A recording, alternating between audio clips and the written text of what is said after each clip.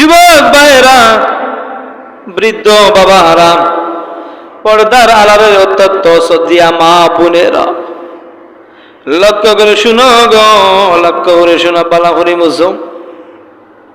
হাদিস শরীফের মধ্যে আছেন, আপনারে আমারে আল্লাহ পাক রব্বুল আলামিন দুনিয়ার জিন্দেগির মধ্যে যে সময় ফাটাইতা, আপনি আমি দুনিয়ার জিন্দেগির মধ্যে আসলাম না, আপনি আমি প্রত্যেক মুসলমান মায়ের রেহেমের মধ্যে আসলাম কি আসলাম না? এরপরে আল্লাহ রাব্বুল আলামিন মানুষের মহিলাদের পেটের ভেতরে আল্লাহ একজন ফেরেশতারে নিযুক্ত রাখছেন, নির্দিষ্ট করে রাখছেন। ও ফেরেশতা যাও রে যাও, আমার আল্লাহর বান্দারা, আমার বান্দাটা দুনিয়ার জিন্দেগির মধ্যে তো বেটার হাত পা মাথা কিভাবে মানানি তো তোমরা গিয়া মানাও রে। সুবহান, মায়ের পেটের মধ্যে আল্লাহ পাক রব্বুল আলামিন একজন ফেরেশতারে নিযুক্ত করছেন, নির্দিষ্ট করছেন। অমুক ফেরেশতায় বান্দার হাত বান্দার হাত মানায়, পায় মানায়। সংক্ষেপে তর্জমা করলাম, ব্যাখ্যা করলাম না। ফেরেশতায় যে সময় মহিলাদের পেটের ভিতরে ফেরেশতায় বান্দার হাত মানায়, পাও মানায়, সব কমপ্লিট পরিমাণে একজন ফেরেশতা হলে এরপরে ফেরেশতা জিজ্ঞাসা করুন রব্বুল আলামিন, আপনার যে বান্দাটারে আমরা নির্দিষ্ট দিশা যে মানানির লাগি, এই বান্দাটার সব কিছু কমপ্লিট হয়ে গেছে গো আল্লাহ। একটা জিনিস রয়েছে,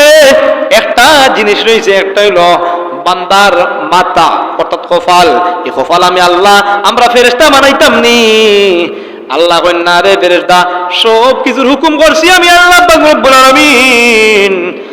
বান্দার কপাল মুবারক তোমরা বানাইও না, বান্দার কপাল আমি আল্লাহ পাক রব্বুল আলামিন আমার কুদরতি হাতে বান্দার কপাল মুবারক রে আমি বানাইমু। কারণ এই কপাল দিয়া দুনিয়ার কোন মানুষের সিজদা করতো না, এই কপাল দিয়া বান্দায় আমার কুদরতি পাও সিজদা করব। সুবহানাল্লাহ, আরো জোরে করে কইতে হইবা সুবহানাল্লাহ। আর হাদিস শরীফের মধ্যে আছে আল্লাহর নবী রাহমাতুল লিল আলামিন ফরমায়েন, পৃথিবীর মানুষ আরে তোমরা তো মনে মনে ভাবরায় এই পৃথিবীর মধ্যে আইছি মহান রব্বুল আলামিন আপনারে আমারে সৃষ্টি করছনি দুনিয়ার জিন্দেগির মধ্যে চলাফেরা করমু আর সারা জিন্দেগি থাকমু। না না না,